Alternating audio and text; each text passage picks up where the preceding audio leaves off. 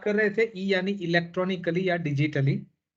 Okay, तो आज का जो युग है वो इलेक्ट्रॉनिकली या डिजिटली है। ज्यादातर ये जो मेरा सेशन है वो साइट वाले लोगों के लिए ज्यादा है, क्योंकि साइट पे वो लोग कंटिन्यूअस काम करते हैं, उनको उतना अपडेट करने का टाइम नहीं मिलता, उतना अपडेट करने का मौका नहीं मिलता। तो ये जो हमारा सीरीज है how to be e smart, इसका थोड़ा सा बेनिफिट लेके अगर वो पर्टिकुलर चीज का प्रयत्न करते हैं तो कुछ टाइम में वो काफी अच्छे अच्छे से स्मार्ट बन पाएंगे, अपना काम काफी अच्छा इजी तरीके से कर पाएंगे। तो ये स्मार्ट का मतलब होता है, स्मार्ट में ई एस एम या आर टी होता है। एस का मतलब होता है स्पेसिफिक। स्पेसिफिक यानी आपको जो पर्टिकुलर काम सौंपा गया है तो वही पर्टिकुलर आप स्पेसिफिक करोगे तो ज्यादा कम समय में आप ज्यादा काम कर पाओगे। तो that is considered as S, that is called as specific. M that is considered as meaningful as well as measurable.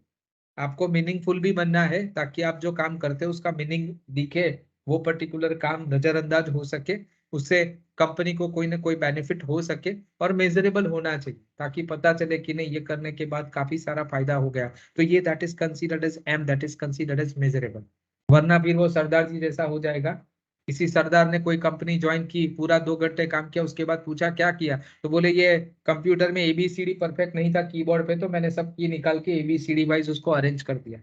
तो ये जो टास्क है वो मेजरेबल नहीं हुआ, क्योंकि उससे कोई फायदा नहीं होने वाला था। तो ये M that is considered as measurable. तीसरा A that is called as accurate होना चाहिए, परफेक्ट होना चाहिए। मैंने देखा है कि काफी सारी जगह पे ऐसा होता है कि एक ही चीज को बार बार किया जाता है, वो जल्दबाजी में अगर करते हैं तो बराबर नहीं होता। अगर ऐसो चढ़ाया बट जल्दबाजी में चढ़ाया, बराबर नहीं चढ़ाया, तो क्या होगा, वापस दूसरी बार आपको उसको करेक्ट करने में उससे ज्यादा टाइम गंवाना पड़ेगा। तो दैट इज कंसीडर्ड एज, हो सके उतना एक्यूरेट काम कीजिए, भले 2 मिनट ज्यादा लगे, पर जितनी एक्यूरेसी आप अच्छी सी डेवलप करोगे उतना आपका काम इजी रहेगा, आपको दोबारा नहीं करना पड़ेगा, उसमें आपको टाइम नहीं गंवाना करना पड़ेगा। अकाउंटेबल, कोई भी चीज आप करते हो तो आप उसके लिए अकाउंटेबल हो, वो आपकी जिम्मेदारी होती है। तो जितना आप समझ के करोगे, खुद का काम है, खुद समझ के करना है, कोई दूसरा समझाए नहीं समझाए, आपको खुद को उसको समझना है, पूरी शिद्दत पूरी दिक्कत के साथ उसको करना है। तो that is considered as we need to be accountable over that. Another one that is considered as reactive होना है, रिस्पॉन्सिव होना है। अगर कोई आपसे कुछ पूछता है, मांगता है, अगर आपको कोई मेल करता है, तो विद इन 24 आवर्स आपको उसको रिप्लाई करना है। आपको जो पता है या उसको जो पर्टिकुलर डिटेल चाहिए अगर आपके पास पड़ी है तो आपको उसको रिप्लाई करना है, आपको रिस्पॉन्सिबल बनना है। अगर आप उसको रिप्लाई नहीं करते तो आप इरिस्पॉन्सिबल होने चलते हैं। अगर टू में आपका नाम है तो ये आपकी जिम्मेदारी होती है तो आप उसको रिप्लाई करें।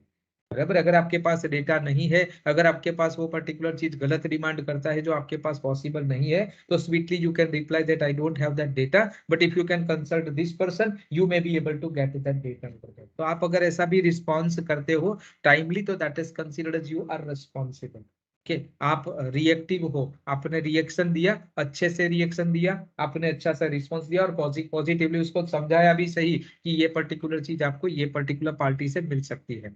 ओके, टाइम डिले किए बिना, तो that is considered as reactive, और या इसको बोला जाएगा रिस्पॉन्सिबल। उसके बाद आएगा ट्रांसपेरेंसी, टाइम सेविंग। कि आपको कोई भी टाइम जो पर्टिकुलर काम करना है वो टाइमली करना है। अगर कोई भी चीज टाइमली होती है तो ही उसका वैल्यू रहता है। तो यहाँ पे दिखाया गया कि unit to be transparent. Transparent यानी हर कोई भी आके पूछेगा तो आपका एक ही जवाब होगा, दैट इज कंसीडर्ड एज आपकी ट्रांसपेरेंसी रहेगी। टाइम से भी हो सके उतना टाइम कम दीजिए और उसको क्विकली रिस्पॉन्स करिए। टेक से भी हो सके उतना आपको टेक्नोलॉजी का यूज करना है। ओके, सो ये चीज है टी। मेरे ख्याल से यहाँ जितने भी जुड़े हुए हैं ये समझ समझ गए होंगे सब कि ई स्मार्ट का मतलब होता है either unit to do electrically, electronically या डिजिटली। S that is called specific, M that is meaningful और मेजरेबल, ए का मतलब होता है एक्यूरेट या accountable, R that is reactive और responsive, T that is transparency या टाइम सेविंग और टैक्स सेविंग। तो ये जो है आपको ई स्मार्ट बनना है, यानी आपको ये सब गुण है वो आपके अंदर लाने हैं, आपके अंदर उभारने हैं, आपको ये सब के ऊपर थोड़ा सा काम करना है। बराबर है? तो I hope you all are ready with me to be e-smart, because it will be useful for your career, it will be useful for your future, that can be considered as आपका जो आगे का जो रास्ता है, आज आगे की जो आपकी लाइफ है, ये पर्टिकुलर चीज ये स्मार्ट पे डिपेंडेंट होती है। अगर आप ई स्मार्ट बनते हो तो पहला तो आप खुद के लिए एक काम करोगे, क्योंकि खुद का काम अपडेट होगा, खुद का माइंड माइंड पावर बढ़ेगा, खुद का ब्रेन पावर बढ़ेगा, खुद की एबिलिटी बढ़ेगी। अगर खुद की एबिलिटी बढ़ेगी तो आपका ऑटोमेटिकली अपडेशन होगा, आपका अपडेशन होगा तो ऑर्गेनाइजेशन का भी अपडेशन होगा, ऑर्गेनाइजेशन का अपडेट होगा तो ये स्टेट का अपडेशन होगा, स्टेट का अपडेशन होगा तो कंट्री का अपडेशन होगा, कंट्री का अपडेशन होगा तो वर्ल्ड का अपडेशन होगा। यानी अगर आप खुद का भी डेवलपमेंट करते हो तो इनडायरेक्टली आप पूरा ह्यूमन बीइंग का अपडेट करते हो, देश की सेवा करते हो, सब कुछ एक साथ ही होता है। तो यहाँ पे इसका मतलब ऐसा होता है कि अगर मैं टाइम बिगाड़ता हूँ, अगर मैं टाइम पास करता हूँ, अगर मैं कुछ नहीं करता हूँ, तो ये मेरा खुद का तो लॉस है ही, साथ में ऑर्गेनाइजेशन का, स्टेट का, कंट्री का, सबका यहाँ पे देखा जाए तो एक तरीके से लॉस। ओके, तो इसीलिए यहाँ पे मैं बोलूंगा कि बी स्मार्ट। बराबर है। डिजिटलाइज की बात करने से पहले मैं थोड़ा सा यहाँ पे दूसरी चीजों के ऊपर फोकस करना चाहूंगा। जो लास्ट हमने पहली सीरीज में कुछ किया था उसको रिकैप करते हुए आगे बढ़ रहे हैं, ताकि थोड़ा सा अगर कोई नहीं जुड़ा था पहले सेशन में तो उसको भी थोड़ा सा पता चल जाए। इसीलिए मैं यहाँ पे ये पर्टिकुलर स्लाइड रिपीट करूंगा, उसके बाद में डिजिटलाइजेशन पे जाऊंगा। तो सबसे पहले यहाँ कुछ टेक्निकल बातें करेंगे, जैसे कि मैंने बोला है कि ये स्मार्ट में हम ज्यादातर बातें नहीं करेंगे, हम कुछ प्रैक्टिकल करके देखेंगे ताकि ये पर्टिकुलर चीज आपको पता चले। बराबर। सबसे पहले ज्यादातर लोगों को पता नहीं चलता है कि मेरा कंप्यूटर में मुझे क्या देखना है, या पर्टिकुलर मुझे अगर मेरा कंप्यूटर बराबर है नहीं है, उसकी हेल्थ चेकअप करनी है। जैसे हमारी हेल्थ चेकअप हम करते हैं, वैसे कंप्यूटर की अगर मुझे हेल्थ चेकअप करनी है तो क्या करना होगा। तो ये क्वेश्चन का मैंने यहाँ पे आंसर देने का ट्राई किया है। अगर आपको ये देखना है तो सबसे पहले आपको आपके कंप्यूटर में ऑल्टर कंट्रोल डिलीट दबाना होगा। ऑल्टर कंट्रोल डिलीट दबाएंगे तो आपको यहाँ पे ये प्रोसेसर ऐसा यहाँ पे दिखेगा, यानी ये पर्टिकुलर डिटेल आपको जो स्क्रीन यहाँ पे है उस तरीके से दिखेगी। उसमें से आपको टास्क मैनेजर में जाना है। तो टास्क मैनेजर में जाओगे तो आपको यहाँ पे इस तरीके का एक पूरा चार्ट दिखेगा। ये चार्ट में आपको सिस्टम समझा रही है कि आपका सीपीयू 13%, जो मेरे स्क्रीन के ऊपर है उसमें अभी मैंने दिखाया है कि 13% सीपीयू का यूसेज होता है। यानी यहाँ पे मैं बोल सकता हूँ कि अभी 87% सीपीयू का यूज नहीं हुआ है। यानी अभी मैं बोल सकता हूँ कि मेरा पीसी बहुत अच्छा चल रहा है, मैं उसका यूज अभी तो 13% ही कर रहा हूँ, अभी मैं चाहूँ उतना ज्यादा यूज कर सकता हूँ। मेमोरी में दिखाया है कि अभी जो मैं टास्क करता हूँ ये 86% यूज होती है। ये फ्लक्चुएट होता रहेगा, ये वैल्यू कंटिन्यूअस बदलता रहेगा। यानी सिस्टम जो है वो हमसे 1000 में भाग में काम करता है, सिस्टम की स्पीड बहुत ज्यादा है। यानी यहाँ पे ये फ्लक्चुएशंस होता रहेगा। आप कोई टास्क देते हो तो वो फ्रैक्शंस ऑफ सेकंड में करके आपको रिप्लाई कर देगा। यानी ये जो मेमोरी है वो ऑटोमेटिकली अप डाउन होती रहेगी। अगर कोई टास्क दिया तो ये ज्यादा यूज होगी, कुछ टाइम में फ्री आफ्टर फ्यू सेकंड्स ये ऑटोमेटिकली खाली भी हो जाएगी। तो ये जो होती है वो मेमोरी होती है। जैसे हमारे दिमाग की मेमोरी होती है वैसे यहाँ पे कंप्यूटर में रैम होता है। तो ये दिखाएगा कि कोई भी प्रोसेस जितना ज्यादा होगा उस तरीके से ये आपको ग्राफ दिखाएगा। तीसरा होता है हार्ड डिस्क। बराबर। हार्ड डिस्क यहाँ पे दिखाया है कि 1%, यानी मेरा जो काम है वो ज्यादातर रैम में होता है, हार्ड डिस्क में अभी नहीं होता है। यानी कोई डेटा अप या डाउन उतना नहीं होता है, इसीलिए यहाँ पे डिस्क का यूसेज 1% दिखाया है। नेटवर्क में मैं अभी काम नहीं कर रहा हूँ, मेरा कोई डेटा अभी नेटवर्क में आता भी नहीं है और जाता भी नहीं है, इसीलिए यहाँ पे 0 MBPS दिखाया है कि 0% नेटवर्क। कौन कौन सी एप्लीकेशन चल रही है तो यहाँ पे दिखाया गया है कि 8 एप्लीकेशन चल रही है। अगर आप ध्यान से देखोगे तो यहाँ पे इसके ऊपर लिखा है एप्लीकेशन 8, यानी ये 8 एप्लीकेशन मेरी अभी चल रही है। बराबर है। बैकग्राउंड प्रोसेस में यहाँ पे दिखाएगा कि ये 62 बैकग्राउंड प्रोसेस चल रहे हैं। बैकग्राउंड प्रोसेस ज्यादातर हमारे हाथ में नहीं होते, बट ये जो एप्लीकेशन प्रोग्राम्स होते हैं वो हमारे हाथ में होते हैं। अगर आपको ये मेमोरी का यूसेज घटाना है, अगर आपको ये मेमोरी को एफिशिएंटली यूज करना है, तो यहाँ पे ये जो एक्टिव एप्लीकेशन प्रोसेस है उसमें से अगर आपको नहीं काम के जितने भी प्रोसेस है उसको आप बंद कर सकते हैं। अगर आप उसको बंद कर दोगे तो फायदा ये रहेगा कि आप कम टाइम में ज्यादा काम कर पाओगे। ओके, तो जो नहीं काम का एप्लीकेशन होता है उसको आप यहाँ पे बंद कर सकते हो। अगर आपको वो जितनी अभी भी एप्लीकेशन चल रही है उसको देखना है तो ऑल्ट प्लस टैब करके की होता है। अगर ऑल्ट और टैब करते हो, ये मैं आपको स्क्रीन पे दिखा रहा हूँ, तो मेरी जितनी भी टास्क यहाँ पे चल रही होगी ये सब कुछ मुझे यहाँ पे अभी दिखाई देगा। यानी मुझे पता चलेगा कि ये कौन सा टास्क चल रहा है। ये एक सर्कल भी इसके साथ घूमेगा। अगर ये यहाँ पे लाके मैं छोड़ दूंगा तो ये टास्क में आएगा, दूसरे टास्क में जाके छोड़ूंगा तो वो पर्टिकुलर वो टास्क के अंदर जाएगा। बराबर। तो इस तरीके से अगर आप चाहो तो विंडो को स्वैप कर सकते हो, आपको वो पर्टिकुलर जो टास्क में जाना है, जो टास्क में, वो टास्क में आप जा सकते हो। तो वापिस एक और की मैंने आपको यहाँ पे दिखाई, ऑल्ट प्लस टैब। अगर आपको कोई पर्टिकुलर एक विंडो के अंदर से अगर दूसरे विंडो पे जाना है तो ऑल्ट प्लस टैब यूज कर सकते हो। अगर आपकी पीसी का हेल्थ देखना है तो alt plus control plus delete करके टास्क मैनेजर में जा सकते हो। एक ही बार देना, अगर दो बार दोगे तो सिस्टम बंद हो जाएगा। तो इसीलिए ये ध्यान में रखिए। पीरियोडिकली ये चेक करते रहिए कि यहाँ पे कोई अननोन एप्लीकेशन नहीं आनी चाहिए। अगर कोई चाइनीज नेम वाली एप्लीकेशन दिखे तो तुरंत आप मुझे फोटो खींच के मेरे ईमेल आईडी पे या मुझे फोन करके भेज सकते हो, व्हाट्सएप पे भेज सकते हो। तो ये जो होगा that is considered as somewhat, आपको ध्यान रखना होगा कि ये आपके पीसी में कुछ गड़बड़ नहीं चल रही है। अगर ऐसी कोई एप्लीकेशन गलती से डाउनलोड हो गई है, ऐसा कुछ भी दिखता है या अननोन ऐसा कुछ भी आपके सामने आता है तो आप मुझे तुरंत ही फोटो खींच के बता सकते हो। तो ये जो होता है ये कंप्यूटर का हेल्थ कैसे देखना है, यानी आपका कंप्यूटर सही चल रहा है या नहीं चल रहा है, पीरियोडिकली आप इसको चेक कर सकते हो। हर रोज भी देख सकते हो, पीरियोडिकली भी देख सकते हो, ताकि आपको पता चले कि ये काम किस तरीके से करता है। ये आपको सीपीयू यूसेज दिखाएगा, मेमोरी यूसेज दिखाएगा, हार्ड डिस्क का यूसेज दिखाएगा। बराबर। कितनी एप्लीकेशन स्टार्टअप है। स्टार्टअप एप्लीकेशन का मतलब होता है, आप अगर यहाँ पे देखोगे तो ये स्टार्टअप एप्लीकेशन होती है। यहाँ पे अगर बहुत ज्यादा एप्लीकेशन है तो उसका मतलब आपकी स्टार्टअप एप्लीकेशन बहुत ज्यादा है। हो सके उतनी कम एप्लीकेशन स्टार्टअप में डालिए, क्योंकि ये जितनी ज्यादा स्टार्टअप एप्लीकेशन होगी उतना आपका स्पीड घट जाएगा। आपका जो मेमोरी है वो इतने सारे प्रोसेस में बट जाएगा, तो ऑटोमेटिकली आपकी स्पीड कम मिलेगी, तो आपको दिक्कत होगी। इसीलिए हो सके उतने कम प्रोसेस स्टार्टअप में रखिए। ओके, तो मेरे ख्याल से ये क्लियर हो चुका होगा कि ये किस तरीके से काम करता है, हेल्थ किस तरीके से देखना है, तो ये आपको पता चलेगा। ये ज्यादातर मैं जो अभी टैकल कर रहा हूँ वो यूजर के प्रॉब्लम्स है।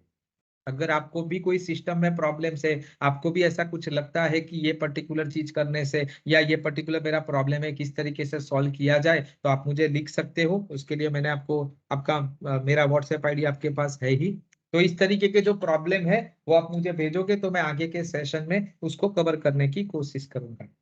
बराबर। दूसरा जो सबका सबसे ज्यादा प्रॉब्लम होता है लोगों का, मुझे हफ्ते में काफी सारे लोग बोलते हैं कि मेरा पीसी पहले बहुत अच्छा था, नया था तो बहुत अच्छा था, बट जैसे जैसे पुराना होता चलता है स्पीड घट जाती है। तो भैया यहाँ स्पीड नहीं घटती, बट जैसे हमारे मोबाइल में जब हम परचेज करते हैं तो बहुत अच्छा होता है, बट बाद में ऐसा होता है कि उसमें काफी सारे वीडियोस, काफी सारे फोटोज, काफी सारे डेटा जैसे जैसे भरने लगते हैं तो सिस्टम की स्पीड धीरे धीरे कम हो जाती है। वैसे यहाँ पे भी होता है कि आपके लैपटॉप में रैम भर जाती है, हार्ड डिस्क भर जाती है, कैश मेमोरी भर जाती है, काफी सारे ऐसे प्रोसेस होते हैं जो ब्रोकन होते हैं। बराबर है। तो अगर ये पर्टिकुलर ब्रोकन मुझे निकाल देने हैं, जैसे हम घर में झाड़ू पोछा करते हैं, ऐसे कंप्यूटर को भी दिन में एक बार झाड़ू पोछा करना चाहिए। तो क्या करने का, कॉल इन लेके बैठ जाने का? नहीं, ऐसा कुछ नहीं करने का। यहाँ पे दिखाए गए कि 3 फैक्टर होते हैं। सबसे पहले ये टेम्प फाइल बनती है, टेम्प यानी टेम्पररी फाइल। सिस्टम खुद ही ये टेम्पररी फाइल बनाता है और कई बार मिटा भी देता है, बट कई बार ऐसा भी होता है कि वो नहीं मिटा पाता। जो नहीं काम की होती है वो तो अपने आप वो मिटा भी देता है, बट फिर भी कुछ पर्टिकुलर चीज रह जाती है। बराबर है। तो ये जो रह जाती है वो कोई डिलीट नहीं कर पाता, वो हमें फिजिकली डिलीट करनी पड़ेगी। अगर वो फिजिकली आप डिलीट नहीं करते तो कुछ टाइम के बाद उसका वॉल्यूम बहुत बढ़ जाएगा। ये स्वैप होता है, ये कोई काम का नहीं वैसा डेटा होता है जो सिस्टम ने टेम्पररीली यूज करने के लिए किया होता है, जो हमारे लिए काम का नहीं होता है। तो उसको रिमूव करने के लिए हमें क्या करना होगा, तो यहाँ पे मैंने आपको स्टेप्स दिखाए हैं। सबसे पहले विंडो और आर बटन आपको दबाना है। विंडो और आर बटन दबाओगे तो आपके नीचे यहाँ पे रन करके एक विंडो आएगा। बराबर है। ये रन में आपको ओपन में जाके %TEMP परसेंटेज ऐसा लिखना है और ओके करना है। जब आप ओपन ओके करोगे तो आपको सिस्टम में दिखेगा कि ये इतने सारे, ये आपकी सब टेम्पररी फाइल है, ये सब टेम्पररी डॉक्यूमेंट है, ये एक भी काम की चीज नहीं है। सो बिना सोचे बिना ज्यादा कुछ किए सेलेक्ट करो, कंट्रोल ए कर दो। कंट्रोल ए करने से ये जितनी भी फाइल होगी ये सब आपके सामने सिलेक्ट हो जाएगी। तो कंट्रोल ए करके आपको सबको सब सिलेक्ट करना है और डिलीट प्रेस करना है। डिलीट प्रेस करोगे तो कुछ फाइल डिलीट हो जाएगी, बट यहाँ पे आपको दिखाई देगी कि कुछ फाइल नहीं उड़ रही है। ज्यादातर जो फाइल के आगे ये टिल साइन होता है, ये मेमोरी लोडेड फाइल होती है, तो ये डिलीट नहीं होगी क्योंकि ये प्रोग्राम मेमोरी में अभी चल रहा है, और जो पर्टिकुलर मेमोरी में चल रहा है उसको आप डिलीट नहीं कर सकते। इसीलिए वो पर्टिकुलर चीज में आप सिलेक्ट कीजिए और उसको स्किप कीजिए। बराबर है। तो जो पर्टिकुलर अभी आप देख रहे हो, जो पर्टिकुलर चीज अभी है वही सिर्फ यहाँ पे रहेगी, बाकी सब निकल जाएगी। तो ये बाकी सारा जो डेटा था जो नहीं काम का था वो ऑटोमेटिकली टेम्प फाइल में चला गया है। ये कुछ कुछ छोटी छोटी फाइलें हैं जो कोई पर्टिकुलर प्रोसेस के साथ जुड़ी हुई है, जो प्रोसेस मेरा अभी लाइव है, ओपन है, वही पर्टिकुलर डेटा रहेगा, अदरवाइज नहीं होगा। अगर आपको ये अच्छे से करना है तो दिन की शुरुआत में या दिन के एंड में सब प्रोसेस को पहले बंद कर दीजिए और उसके बाद कीजिए, ताकि आपका ये क्लीनिंग अच्छे से हो सके। बराबर है। मैं भी यही करता हूं, बट अभी मीटिंग चालू है आपका, इसीलिए मैं सब कुछ बंद नहीं कर सकता हूं। आपको यही सलाह दूंगा कि पहले जितने भी word, Excel, PowerPoint, email जो जो खुला है सब कुछ बंद कर दो, सभी विंडोज ब्राउजर सब कुछ बंद कर दो। उसके बाद में ये टेम्प फाइल आप डिलीट करोगे तो अच्छे से बहुत सारी सभी टेम्प फाइल मेरे ख्याल से डिलीट हो जाएगी। उसके बाद उसको आप रिसाइकल्ड बिन में से भी डिलीट कर दीजिए, वो आपका काम क्लियर कर देगा। ओके। वापिस मैं एक बार और बता दूं, ये कोई डेटा काम का नहीं होता, ये 100% टेम्पररी फाइल होती है, स्वैप फाइल होती है, जिसकी हमें कहीं पे भी जरूरत नहीं होती है। या अगर ये डिलीट करोगे तो I am damn sure, guarantee के साथ बोल सकता हूं कि आपका कोई भी काम का डेटा डिलीट नहीं होगा। मैंने दूसरा देखा है, काफी सारे लोगों के डेस्कटॉप भरे हुए होते हैं। यहाँ पे आप देखोगे तो बहुत सारी, यहाँ पे ये एक आपके सामने डेस्कटॉप शॉर्टकट फाइल है, यहाँ एरो है। मैंने देखा है काफी सारे लोगों के डेस्कटॉप भरे हुए होते हैं, यहाँ पे फोल्डर फोल्डर फोल्डर होते हैं। अगर आप यहाँ पे फोल्डर लगा, यहाँ पे फोल्डर रखते हो, अगर आप यहाँ पे डेटा रखते हो तो यहाँ पे दो प्रॉब्लम हो सकते हैं। सबसे पहला तो ये जो आपका डेस्कटॉप पे जो डेटा रखा होता है वो इजीली हैकेबल होता है, यानी अगर कोई चाहे तो ये डेटा को इजीली हैक कर सकता है। ओके। दूसरा, अगर मेरे कंप्यूटर में कुछ दिक्कत होगा तो ये पूरी की पूरी, ये जितने भी डेटा मैंने डेस्कटॉप पे स्टोर करके रखे हैं ये सब कुछ अपने आप डिलीट हो जाएगा, यानी वो डेटा मुझे नहीं मिलेगा। उससे अच्छा है कि अगर आपका काम का डेटा है तो आप उसको डी ड्राइव में रखिए। मैं आपको एक छोटी सी सलाह देना चाहूंगा, जैसे यहाँ पे मैं करता हूँ। मैंने क्या किया, ये डेस्कटॉप शॉर्टकट करके एक बनाया है, ये है कहाँ पे, तो डी ड्राइव में। आप देखोगे डी ड्राइव में मैंने डेस्कटॉप करके एक फोल्डर बनाया हुआ है। बराबर है। और ये जो डेस्कटॉप करके जो फोल्डर बनाया हुआ है उसका मैंने यहाँ पे शॉर्टकट रख दिया है, तो ऑटोमेटिकली मेरा काम आसान हो जाएगा। राइट क्लिक कीजिए, न्यू, यहाँ पे शॉर्टकट करके एक ऑप्शन होता है। जो पर्टिकुलर फोल्डर का आपको शॉर्टकट बनाना है तो वो पर्टिकुलर का शॉर्टकट आप इस तरीके से बना सकते हो। डिस में गए, डी ड्राइव में गया, डी ड्राइव में ये मैंने डेस्कटॉप का शॉर्टकट यहाँ पे बनाया। अगर मुझे ये ईआरपी इम्प्लीमेंटेशन का शॉर्टकट बनाना है तो मुझे सिर्फ इसको सिलेक्ट करना है, ओके करना है। आपके सामने यहाँ पे ये शॉर्टकट बन गया, देखो, फिनिश। बराबर है। अब ये जो फाइल होगी ये सिर्फ 1 KB की फाइल होगी। राइट क्लिक करके आप प्रॉपर्टी करके देखोगे तो सिस्टम आपको दिखाएगा कि ये जो फाइल है वो यहाँ पे 931, यानी ये 4 KB की फाइल है। डिस्क में 4 KB है, यहाँ पे ये 931, बराबर 931 बाइट की फाइल बन गई, यानी 1 KB से भी कम साइज की फाइल बनेगी। तो यहाँ आपको पता चलेगा कि इस तरीके से अगर आप चाहो तो कोई भी डेटा इस तरीके से यहाँ पे शॉर्टकट करके रख सकते हो, बट फिजिकली फोल्डर यहाँ पे नहीं बनाना है। यहाँ जितने आप फोल्डर बनाओगे उतनी आपकी कंप्यूटर की स्पीड कम हो जाएगी, क्योंकि ये वीडियो मेमोरी भी ऑक्यूपाई करेगा और स्टोरेज मेमोरी भी ऑक्यूपाई करेगा। तो ये दोनों मेमोरी ऑक्यूपाई करेगा, यानी कुल मिला के आपको दिक्कत ही होगी, आपका कोई यहाँ पे फायदा नहीं होगा। तो इसीलिए हो सके उतना यहाँ पे डेटा कम रखिए। अगर आपको शॉर्टकट रखना है तो इस तरीके से फोल्डर का शॉर्टकट बना के रखिए, वो आपको यहाँ पे अलाउड है। बराबर है, वो आपकी डेटा को कुछ नहीं करेगा। अगर ये मैं डिलीट कर देता हूँ, जैसे अभी आपके सामने ये मैंने बनाया, अभी मैं ये डिलीट कर देता हूँ, राइट क्लिक करके मैंने डिलीट कर दिया, तो भी कोई प्रॉब्लम नहीं, क्योंकि ये शॉर्टकट डिलीट हुआ है। मेरा जो डेटा था वो तो वैसा का वैसा ही है। यहाँ पे आप जाके देखोगे डी ड्राइव में, तो आपके सामने ये देखो फाइनल ईआरपी इम्प्लीमेंटेशन वैसा का वैसा ही है। यानी फायदा ये होगा कि यहाँ अगर कुछ गलती होती है तो भी आपका डेटा डिलीट नहीं होगा, आप अच्छे से काम कर पाओगे और आपकी कंप्यूटर की स्पीड अच्छी रहेगी। तो इस तरीके से आप टेम्पररी फाइल्स, टेम्पररी फोल्डर, ये जो कचरा होता है, अननेसेसरी डेटा होता है, उसको यहाँ से आप निकाल कर सकते हो और आपका जो डेटा है उसको अच्छे से आप यूज कर सकते हो। आपकी कंप्यूटर की पूरी स्पीड आप बढ़ा सकते हो। काफी सारे लोगों के केस में मैंने देखा है कि ये जो मेमोरी होती है वो ज्यादा यूटिलाइज होती है, क्योंकि यहाँ पे बहुत सारे फोल्डर्स होते हैं। अगर एक बार आप वो फोल्डर्स हटा दोगे तो ऑटोमेटिकली आपका ये जो ऑल्टर कंट्रोल डिलीट करके जो मैंने आपको पहले बताया, ये स्कोर भी कंप्यूटर में धीरे धीरे सुधर जाएगा। यानी आपको पता चलेगा कि अभी सीपीयू कम यूटिलाइज होता है, मेमोरी कम यूटिलाइज होता है, डिस्क का यूटिलाइजेशन कम होता है, ये ऑटोमेटिकली आपका ऑप्टिमम पोजीशन पे चला जाएगा। तो इस तरीके से आप ये नहीं, जो बिना काम की फाइल है, जो आपने नहीं बनाई, जो सिस्टम ने बनाई है, ओके, तो उसको आप डिलीट कर सकते हो। बराबर है, तो ये दूसरी चीज है जो आप यहाँ पे यूज कर सकते हो। तीसरा यहाँ पे जो सबसे इम्पोर्टेंट चीज है, वापस ये ऑनलाइन आईटी हेल्प डेस्क है।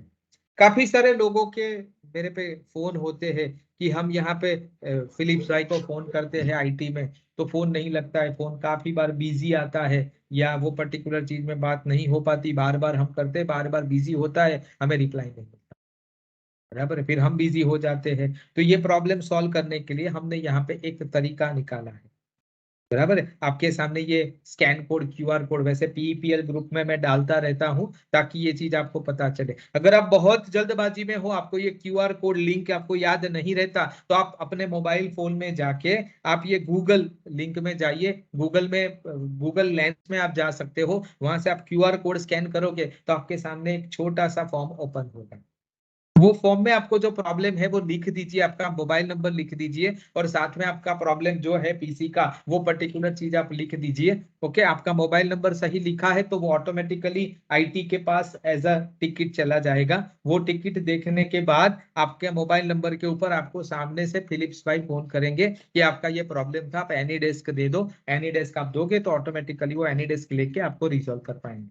तो इस तरीके से आपका वेटिंग क्यू भी नहीं रहेगा और आपको बिजी भी नहीं रहना पड़ेगा। आपने आपका कंप्लेन दर्ज करवा दिया तो विद इन 24 आवर्स आपका कंप्लेन सॉल्व हो जाएगा। बराबर है, क्योंकि एक बंदा एक ही फोन पे बात कर सकता है, दो तीन चार फोन पे बात नहीं कर सकता। इसीलिए मैं एडवाइस वही करूंगा कि ये पर्टिकुलर ऑनलाइन सिस्टम से आपका काम काफी इजी हो जाएगा, काफी आसान हो जाएगा। तो यहाँ पे मैंने आपको क्यूआर कोड भी रखा है जिसमें ये पर्टिकुलर चीज आपको मिलेगा। बराबर है, दूसरा यहाँ पे ये लिंक है, अगर आपको वो क्यूआर कोड पे नहीं जाना है तो आप लिंक में जा सकते हो। ये मैंने आपके सामने क्लिक किया, बराबर है, शिफ्ट और क्लिक करेंगे तो ये ऑटोमेटिकली आपके सामने ओपन होगा। बराबर है, तो इस तरीके से ये गूगल ड्राइव पे गया, ब्राउजर अपडेट नहीं है ऐसा बोला, कोई बात नहीं। अगर आपका ब्राउजर भी मेरी तरह अपडेट नहीं है तो आप उसको दूसरे ब्राउजर में ले जा सकते हो। बराबर है, यहाँ पे मैं इसको पहले कॉपी करूंगा। बराबर है, कंट्रोल सी किया मैंने। बराबर है, ये कोई भी ब्राउजर पे जाऊंगा मैं और यहाँ पे इसको कंट्रोल वी करके एंटर करूंगा तो ऑटोमेटिकली ये ओपन हो जाएगा, आईटी हेल्प डेस्क। बराबर है, तो ये ईमेल आईडी लिखना है, आज की डेट लिखनी है, टाइम लिखना है, पीसी का नाम लिखना है, डिपार्टमेंट लिखना है, आपका फोन नंबर लिखना है और प्रॉब्लम को डिस्क्राइब करना है। बराबर है, इतना करके आप सबमिट कर दोगे, आपका टाइम, आपका टास्क खत्म। बराबर है, फिर वो पर्टिकुलर नंबर पे आईटी का जो एग्जीक्यूटिव होगा वो आपको फोन करके बताएगा। हो सके तो यहाँ पे आपका एनी डेस्क नंबर डिस्क्रिप्शन में लिख दीजिए ताकि कम्युनिकेशन करने में आसानी रहे। वो सीधा आपका एनी डेस्क लेके आपको आपका कंप्यूटर का रिमोट लेके वो पर्टिकुलर प्रॉब्लम आपका सॉल्व कर पाएगा। तो ये आपके लिए थोड़ा सा ज्यादा इजी रहेगा। तो ये लिंक भी मैं आपको वापस एक बार पीईपीएल ग्रुप में डाल देता हूँ ताकि पता चले, और ये पर्टिकुलर स्कैन कोड भी आपके सामने रहेगा ताकि आपको पता चले। अगर ऐसा कुछ भी प्रॉब्लम होता है तो फोन करने के बजाय आप आईटी हेल्प डेस्क में डालना शुरू कीजिए। फायदा ये रहेगा कि आपकी कंप्लेन दर्ज हो जाएगी। कई बार ऐसा होता है कि फोन करके आपने बोला, अगर वो दिमाग से निकल गई तो दिक्कत होगी, क्योंकि एक साथ बहुत सारे लोगों के फोन आते हैं तो कई बार वो एग्जीक्यूटिव भूल जाता है, ऐसा होता है। बट अगर आपने ये कंप्लेन रिटर्न दर्ज करवाई है तो भूल नहीं पाएगा, उसको क्लोज करना पड़ेगा, उसको उसके पीछे लगना पड़ेगा। तो ऑटोमेटिकली जब भी वो फ्री होता है, जब भी देखता है, तुरंत उसको पता चलेगा कि हाँ मैंने इसके साथ बात नहीं की, हाँ मैंने ये भी ये प्रॉब्लम मैंने देखा नहीं, तो automatically serial wise sequence wise वो आपका प्रॉब्लम सॉल्व कर देगा। तो मेरे ख्याल से आप इस तरीके से मुझे डिजिटलाइज में सहयोग करेंगे और आपका प्रॉब्लम अच्छी तरीके से हम सॉल्व कर पाए, इसीलिए आप ये ऑनलाइन हेल्प डेस्क का यहाँ पे सपोर्ट लेंगे। चौथा और सबसे ज्यादा इंपॉर्टेंट, अभी ज्यादातर ये मार्च महीना आता है और वायरस का महीना बोला जाता है, क्योंकि काफी सारी जगह पे रिटर्न फाइल करने होते हैं। फाइनेंशियल डेटा का ये मंथ सबसे ज्यादा बिजी होता है। ज्यादातर सीए की ऑफिस रात को देर तक चालू रहेगी, क्यों? क्योंकि सबको स्क्रूटिनाइज करना होता है, पूरे साल का डेटा निपटाना होता है, उसकी बैलेंस शीट बनानी होती है, उसका प्रॉफिट एंड लॉस अकाउंट बनाना होता है, सेल्स का टारगेट अचीव करना होता है, परचेस के जो बिल नहीं डाले हैं वो डालने होते हैं। तो ये सब कुछ ये महीने में ज्यादातर करना होता है। तो ज्यादातर वायरस ये महीने में ही एक्टिव होते हैं। बराबर है। पाकिस्तान का एक वायरस था जो सबसे पहला वायरस माना जाता है, ब्रेन वायरस। तो ये ब्रेन वायरस भी एक्टिव यही महीने में हुआ था। क्यों? क्योंकि ये महीना डेटा के लिए ज्यादा डेंजरस महीना बोला जाता है। इसीलिए जब मार्च महीना आता है तो हमें भी थोड़ा सा दिक्कत होती है। क्यों? क्योंकि हमें सिक्योरिटी का ध्यान ज्यादा रखना पड़ता है। बराबर है। तो ये मेरी आपसे छोटी सी गुजारिश है कि आप लोग थोड़ा सा इसका ध्यान रखिए। सबसे पहले ये स्पाम मेल आपको आते हैं, अननोन मेल आते हैं। जैसे कोई मेल होता है जिसमें ऊपर जो मेल आईडी होता है वो प्रतिभा ग्रुप का नहीं होता, त्रिवेदी ग्रुप का नहीं होता, दूसरा कोई जंबल होता है जो जीमेल नहीं होता या ऐसा कुछ नहीं होता। अगर ये आपको नहीं पता चले, रीड नहीं कर पाए, वैसा होता है जो टोटली आपके लिए अननोन होता है। अगर गवर्नमेंट का कोई भी आर्टिकल होता है तो उसका .gov.in होता है, तो आपको पता चल जाएगा कि हाँ ये gov.in है पीछे, तो ये गवर्नमेंट की साइट है। अगर कोई कॉमर्शियल ऑर्गेनाइजेशन होगा तो पीछे .com लगा हुआ होता है। अगर नॉन प्रॉफिट ऑर्गेनाइजेशन है तो पीछे 3 TLD, थर्ड लेटर डोमेन बोला जाता है उसको, वो .org होगा। अगर कोई मेल आप देखोगे तो उसमें इस तरीके का ये पीछे का भाग आपको देखना है कि पीछे क्या लिखा हुआ है। अगर पीछे कुछ अननोन लिखा हुआ है, इसका मतलब ये स्पैम मेल है, ये अननोन मेल है, ये नहीं काम का है, वैसा मेल है। उसमें कुछ अटैचमेंट होगा, परचेज ऑर्डर लिखा हुआ होगा, लॉटरी लिखा हुआ होगा, आपका कोई पैकेज लिखा हुआ होगा, केवाईसी लिखा हुआ होगा, क्रेडिट कार्ड डिटेल, बेनिफिट, बहुत कुछ लिखा हुआ होगा, फ्री डाउनलोड लिखा हुआ होगा। So don't go for that particular things. ऐसा कोई भी चीज आप क्लिक मत कीजिए, आप उसको एंटरटेन मत कीजिए, आप उसको क्लिक मत कीजिए, आप उसको डिलीट कर दीजिए। या सबसे पहले डिलीट करने से पहले आपके मेल के ऊपर वो स्पैम करके एक ऑप्शन होता है, declare it as a spam, तो हो सके तो उसको स्पैम डिक्लेयर कर दीजिए। अगर 3 4 5 बंदे उसको स्पैम डिक्लेयर करते हैं तो वो मेल आईडी ऑटोमेटिकली बाहर हो जाएगा, सिस्टम या फायरवॉल उसको अलाउड नहीं करेगी बाद में। वो दूसरी बार मेल करने जाएगा तो मेल नहीं कर पाएगा। तो हो सके उतना ये जो अननोन मेल होते हैं उसको स्पैम डिक्लेयर कर दीजिए, ताकि वो दोबारा आपके मेल में आने की जरूरत न करे।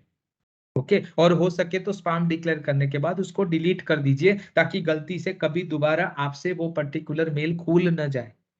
बराबर है। अगर ये आप खोल दोगे तो एक उसमें कोई वायरस छिपा हुआ होता है, कोई प्रोग्राम छिपा हुआ होता है जो आपके कंप्यूटर पे एग्जीक्यूट हो जाएगा। वो तुरंत शायद आपको इफेक्ट नहीं दिखाएगा, ट्रोजन होता है, वो तुरंत आपको इफेक्ट नहीं दिखाएगा, बट कुछ टाइम के बाद वो आपके कंप्यूटर में डिसऑर्डर फैलाना शुरू करेगा। ओके। तो इसीलिए हो सके उतने अननोन और अनवांटेड मेल कंटेंट को आप एंटरटेन ही मत कीजिए, वो किसी को फॉरवर्ड भी मत कीजिए। बराबर, उसको स्पैम डिक्लेयर कर दीजिए और आप डिलीट कर दीजिए। तो स्पैम और ये डिलीट कर दोगे तो ऑटोमेटिकली वो निकल जाएगा। इस तरीके से हम काफी सारे प्रॉब्लम से बच सकते हैं। तो ये जो होता है वो पेलोड होता है, वायरस पेलोड होता है, जो इस तरीके से फैलता है, वो क्लिक के बिना नहीं फैलता है। इसीलिए आपको क्लिक नहीं करना है, वो कंटेंट को आपको ओपन नहीं करना है। So don't open any unknown और अनवांटेड मेल्स और content. Never download untrusted attachment. जो अनट्रस्टेड अटैचमेंट होते हैं उसको आपको डाउनलोड नहीं करने हैं, अदरवाइज वायरस ऑटोमेटिकली आपके अंदर आ जाएगा। Don't open any free offer और एनी एंटरटेन सच थिंग्स, वो सब आपके लिए नहीं होता है। Never disclose your mobile, your bank details, your personal details anywhere on internet in any case. कोई भी अगर कोई बोलता है तो ये सब आपको नहीं करना है। बराबर। तो अगर आपको दिखता है कि आपको प्रतिभा ग्रुप की ओर से ये मेल आया है, ओके, बट आप अपना ये सब कुछ ये पर्टिकुलर मेल पे नहीं डिस्क्लोज करिए। एचआर अगर आपको बोलेगा तो फिजिकली आपको कॉपी देने के लिए बोलेगा। आपको ये कोई भी अगर यहाँ ऐसा कुछ मेल आता है तो it is not authorized mail, तो इसीलिए आप उसको यहाँ पे डिस्क्लोज मत कीजिए। In case of any suspected things, अगर आपको ऐसा लगता है कि ये सस्पेक्टेड मेल है तो आप मोबाइल से फोटो खींचिए। वापिस मैं बोलूंगा, फॉरवर्ड मत कीजिए, अदरवाइज वो उसकी चेन बनेगी। तो फॉरवर्ड करने के बजाय आप मोबाइल से उसका फोटो खींच के मुझे व्हाट्सएप कर सकते हैं, ताकि मुझे पता चल जाएगा कि ये चीज क्या है, तो मैं आपका रिमोट लेके भी आपको ये पर्टिकुलर चीज में हेल्प कर सकता हूँ। तो अगर ऐसा कुछ सस्पेक्टेड अगर आपको लगता है तो फोटो खींच के आप उसको व्हाट्सएप कर सकते हो, या हो सकता है कि आप मेल करो, बट उसको फॉरवर्ड मत करो, क्योंकि वो वायरस या पेलोड जो होता है वो फॉरवर्ड करने से एक कंप्यूटर से दूसरे कंप्यूटर में जाता है, इसीलिए हो सके तो उसको फॉरवर्ड मत कीजिए। Never provide your ID password to unknown people. कभी भी आपका आईडी या पासवर्ड किसी को भी मत दीजिए। आपका आईडी और पासवर्ड आपकी आइडेंटिटी है। ज्यादातर लोग मैंने देखा ईआरपी में अपना जो आईडी है तो ये आपकी पहचान है। इससे आप डेली पंच करते हो, इससे आप आपका डेटा एसेस कर सकते हो। जैसे अगर आपका परचेस का आईडी है तो आप परचेस का डेटा देख सकते हो, अगर आपका अकाउंट का आईडी है तो आप अकाउंट का डेटा देख सकते हो, आप जो डिपार्टमेंट में काम करते हो वो पर्टिकुलर डिपार्टमेंट का डेटा आप देख सकते हो।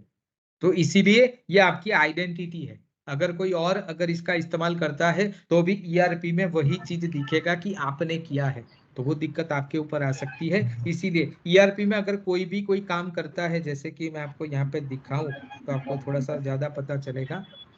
जैसे कि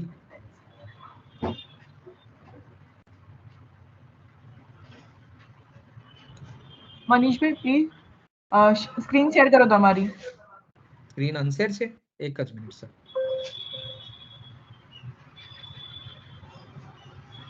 દેખાય છે હવે?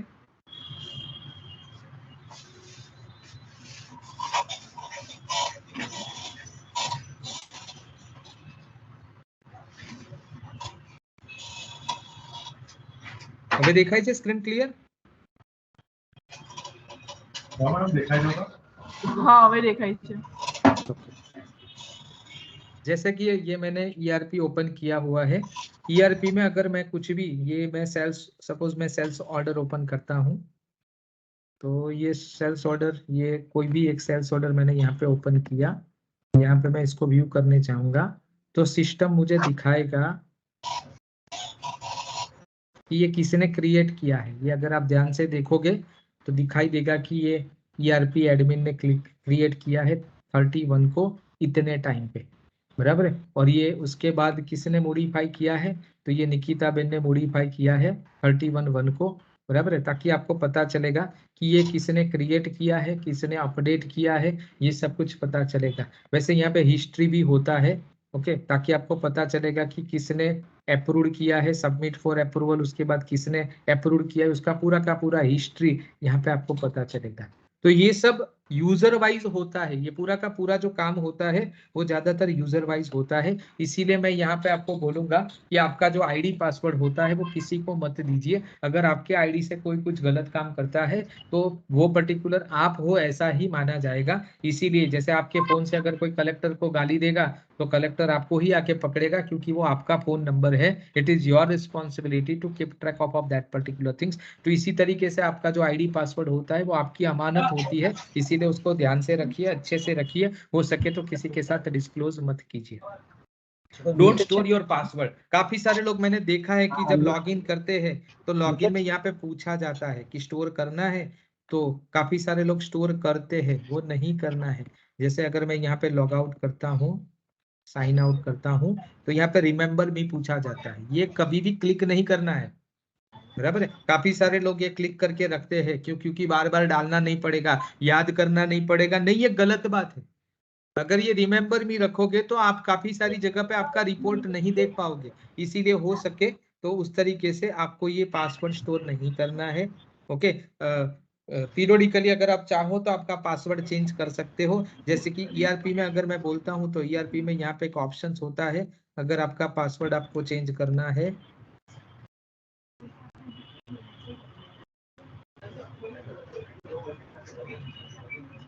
अगर आपको आपका पासवर्ड चेंज करना है तो आपके सामने यहाँ पे ये चेंज पासवर्ड करके एक ऑप्शन दिखेगा। अगर आपको पासवर्ड चेंज करना है तो आप यहाँ पे चेंज पासवर्ड पे जाके पासवर्ड चेंज कर सकते हैं। अगर आपको लगता है कि किसी ने आपका पासवर्ड देख लिया है या आपका पासवर्ड बहुत कॉमन हो गया है तो आप ये पासवर्ड पीरियोडिकली चेंज कर सकते हैं। Okay, so don't store your password, don't and change your password periodically. तो हो सके तो 15 दिन के बाद, 20 दिन के बाद, 1 महीने के बाद आप अपना पासवर्ड चेंज करते रहिए। तो ये आपके लिए थोड़ा सा ज्यादा इंपॉर्टेंट चीज है। आपको पता है कि आप जो ऑफिस में, जो कंपनी में काम करते हैं, आज के जमाने में डेटा बहुत इंपॉर्टेंट चीज है। तो यहाँ पे मैंने लिखा है कि data is a life blood of A business. जैसे आदमी के अंदर खून की जरूरत होती है, वैसे बिजनेस के अंदर डेटा की जरूरत होती है। तो अगर आप डेटा के साथ जुड़ा हुआ कोई भी काम करते हैं तो थोड़ा सा टेक केयर कीजिए। थोड़ा सा टेक केयर कीजिए प्लीज। किसी का माइक अनम्यूट म्यूट है, अरे अनम्यूट है तो म्यूट कर दीजिए प्लीज। या सो data is a life blood of A business, so handle it with a proper care. क्योंकि पूरा का पूरा जो बिजनेस होता है वो ज्यादातर ये पर्टिकुलर डेटा के ऊपर डिपेंडेंट होता है। तो ये कुछ सिक्योरिटी मेजर्स मैंने आपको यहाँ पे समझाए जो ध्यान से थोड़ा समझने की जरूरत है ताकि वो पर्टिकुलर गलतियां आप न करें। ओके, यहाँ पे दूसरा एक नेक्स्ट जो चीज है, नेक्स्ट प्रॉब्लम है, काफी सारे लोगों को पता नहीं चलता कि मेरी इंटरनेट की स्पीड क्या है या मुझे किस तरीके से पता चलेगी। ये चीज आप मोबाइल में भी कर सकते हो या आप ब्राउजर में भी कर सकते हो। तो अगर मुझे ऐसा कुछ भी देखना है कि मेरी कंप्यूटर की स्पीड या नेट की स्पीड कितनी है, तो यहाँ पे मैं सबसे पहले डालूंगा गूगल, ताकि गूगल में हम चले जाए। गूगल में जाके यहाँ पे नेट स्पीड करके आप लिख सकते हो, नेट स्पीड टेस्ट यहाँ पे आपके सामने आएगा। यहाँ पे दो ऑप्शंस होते हैं, यहाँ से भी चेक कर सकते हैं, यहाँ से भी चेक कर सकते हैं। अगर मुझे ओखला से चेक करना है तो नीचे में जाऊंगा, गो पे क्लिक करूंगा तो ये मुझे स्पीड दिखाएगा कि मेरी स्पीड क्या है। बराबर, नीचे लिखा हुआ आएगा कि अभी मैं यू ब्रॉडबैंड पे काम करता हूँ। बराबर, ये मेरा आईपी है तो यहाँ पे दिखाएगा यू ब्रॉडबैंड वडोदरा से मैं यहाँ पे काम कर रहा हूँ। बराबर, ये सिस्टम मेरा स्पीड दिखा रहा है कि ये जो अभी मैं वाईफाई पे काम कर रहा हूँ, जो रूटर से मैं कनेक्टेड हूँ, वो मुझे कितनी 20.36 Mbps की स्पीड देता है। डाउनलोड कितना है, एमएस पिंग कितना है, 13 है। तो ये सब कुछ आपको पता चलेगा कि कितना पिंग मिलता है, कितनी डाउनलोड है, कितना अपलोड है। अगर ये पर्टिकुलर चीज स्पीड कम दिखाई दे रही है तो आप यहाँ से जाके आपका ये नेटवर्क चेंज कर सकते हो। आपको ये पता चलेगा, ये यहाँ पे ये देखो ये फुल टावर है। ये अगर मैं त्रिवेदी में जाऊंगा तो यहाँ पे मुझे दिख रहा है कि कम टावर है। बराबर है, तो जो कम टावर वाला नेटवर्क है वो आपको नहीं चूज करना है, जो ज्यादा टावर दिखे वही नेटवर्क आपको चूज करना है ताकि आपको अच्छी सी स्पीड मिले। वाईफाई में कभी कभार ऐसा होता है कि डिस्टेंस होने की वजह से आपको स्पीड कम मिलती है। तो हो सके तो इस तरीके से आप टावर चेंज कर सकते हो और अपनी स्पीड बढ़ा सकते हो। बराबर है, अगर इसकी जगह मैं नेट स्पीड पे जाता, ये रन नेट स्पीड पे, स्पीड टेस्ट पे जाता, तो ये मुझे इस तरीके से यहाँ पे दिखाई देता। कई बार ऐसा होता है कि कई ब्राउजर में कुछ कुछ छोटा बड़ा डिफरेंस यहाँ पे दिखता है। जैसे आपके सामने ही है, ये अभी मुझे दिखा रहा है 7-8। बराबर, ये आपको कम दिखाई दे रहा। अभी ओखला में मैंने देखा था कि जो मुझे अच्छी स्पीड दिखाई देता था। तो हो सके तो कई बार ऐसा होता है कि इसमें थोड़ी सी गड़बड़ी आती है, तो एक बार दोबारा करके देखना ताकि पता चले कि यहाँ पे क्या डिफरेंस आता है। सो दैट इज हाउ ये स्पीड किस तरीके से आप चेक कर सकते हो। ये मोबाइल में भी हो सकता है, गूगल में जाके आप कर सकते हो, या लैपटॉप में भी आप कर सकते हो, ताकि आपको पता चलेगा कि आपकी स्पीड कितनी है। तो इस तरीके से हो सके तो आप आपकी स्पीड चेक कर सकते हो। बराबर, पीरियोडिकली आपको पता चलेगा। Sixth one that is called as status of antivirus. आपके अंदर कंप्यूटर में एंटीवायरस डाला होगा। एंटीवायरस आपको कैसा दिखेगा, तो यहाँ पे ये मैंने आपके सामने दिखाया है कि ग्रीन कलर के इस तरीके से स्ट्रिप्स दिखाई देंगे। तो ये जो होता है उसके ऊपर राइट क्लिक करोगे तो आपको दिखाई देगा ओपन सिक्योराइट एंड पॉइंट सिक्योरिटी। बराबर, ये आपके सामने दिखाई देगा। बराबर, तो ये इसका जो कलर होता है वो ग्रीन होना चाहिए। अगर इसका कलर रेड आता है, अगर आप ये ओपन करोगे तो इस तरीके का ग्रीन बेल्ट आपके सामने आएगा। अगर ये ग्रीन बेल्ट आता है तो इसका मतलब कि आपका जो एंटीवायरस है वो सही है। उसमें डेट भी दिखाएगा, जैसे यहाँ पे दिखाता है वायरस डेटाबेस 30 जनवरी। ये मैंने कल लिया था स्क्रीनशॉट, इसीलिए दिखाई दे रहा है 30 जनवरी। आज हुई 31 जनवरी, तो बराबर है, एक दिन का डिफरेंस ठीक है। तो यहाँ पे आपको दिखाई देगा कि आपका जो वायरस का जो डेटाबेस है वो अपडेटेड होना चाहिए। अगर वो बहुत पुराना होता है, 1 हफ्ते पुराना होता है, तो आपका जो कंप्यूटर है वो वुनरेबल हो सकता है, यानी उस पे वायरस अटैक हो सकते हैं। तो पीरियोडिकली हो सके तो उसको इंटरनेट कनेक्ट करके उसको अपडेट नाउ पे क्लिक करना है। ये आपके सामने अपडेट नाउ करके एक ऑप्शन है, थर्ड नीचे से तीसरा ऑप्शन है अपडेट नाउ। तो हो सके तो इसको पीरियोडिकली आपको अपडेट करना है, ताकि वो ग्रीन रहे, वो आपका अपडेट रहे, वायरस का डेटा आपका रेगुलरली अपडेट हो जाए, ताकि अगर कोई भी वायरस अटैक करता है तो सिस्टम उसको प्रोटेक्ट कर पाए। तो इसके लिए यहाँ पे दिखाई दे रहा है। अगर आपको कुछ ऐसा लगता है तो पीरियोडिकली आप स्कैन कर सकते हो, फुल सिस्टम स्कैन कर सकते हो, बूट टाइम स्कैन कर सकते हो, मेमोरी स्कैन कर सकते हो। अगर मुझे जल्दबाजी में स्कैन करना है तो क्विक स्कैन कर सकते हो सके तो हफ्ते में एक बार एटलीस्ट फुल सिस्टम स्कैन किया कीजिए। जब आप लंच ब्रेक पे जाते हो, जब आप कोई काम नहीं कर रहे हो, तो वो पर्टिकुलर टाइम पे it is advisable to do this particular type of scan, ताकि आपका कंप्यूटर सिस्टम चेक कर पाए। अगर कुछ गड़बड़ होगी तो वो तुरंत आपको रिप्लाई करेगा कि आपके कंप्यूटर में ये वायरस है या ये पर्टिकुलर ट्रोजन है या ऐसा कुछ भी होगा, तो वो तुरंत वो पर्टिकुलर चीज में आपको दिखाई देगा। तो इट इज एडवाइजेबल, जैसे हमारी हेल्थ अच्छी होती है तो भी हम साल में एक बार डॉक्टर को दिखाने के लिए जाते हैं या सब लेबोरेटरी रिपोर्ट करवाते हैं, वैसे इट इज एडवाइजेबल कि हफ्ते में एक बार आप ये सिस्टम को स्कैन कर दीजिए। अगर ऐसा कुछ भी गड़बड़ लगता है तो it is advisable to do it that particular time, ताकि आपकी सिस्टम की सेफ्टी बनी रहे। तो इस तरीके से आप आपका एंटीवायरस चेक कर सकते हो, मेमोरी स्कैन कर सकते हो, बूट स्कैन कर सकते हो, वायरस डेटाबेस अपडेट है कि नहीं वो चेक कर सकते हो। तो ये सब चेक करने से आपका फायदा ये रहेगा कि आप जिससे अपना काम कर रहे हो, आपका जो कंप्यूटर है, आपका जो मोबाइल है, वो सेफ रहेगा, वो अच्छी तरीके से चलेगा, वो अच्छे से आप उसमें काम कर पाओगे, उसका आपको पूरा बेनिफिट मिल पाएगा। तो इसीलिए आपको ये सब करने की हम सलाह देते हैं।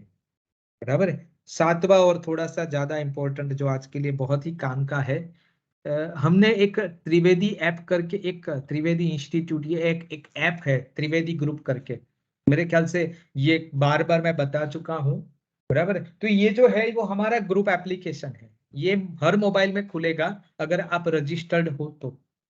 जैसे काफी सारे कोई भी नया ज्वाइन होता है तो एचआर डिपार्टमेंट ये डाउनलोड करके देता है, वो मोबाइल नंबर हमें देता है, हम उसको परमिशन देते हैं। उसके बाद अगर ये डाउनलोड करते हो तो आपको ये पर्टिकुलर आपके डिपार्टमेंट के साथ जुड़ा हुआ सब वीडियो मिलेगा। ओके, अगर आप में से किसी के पास नहीं है तो ये पर्टिकुलर आपके लिए ये मैंने रखा है, ये मेरा व्हाट्सएप नंबर है, या ये मेरा मोबाइल सॉरी ये मेरा पर्टिकुलर ईमेल आईडी है।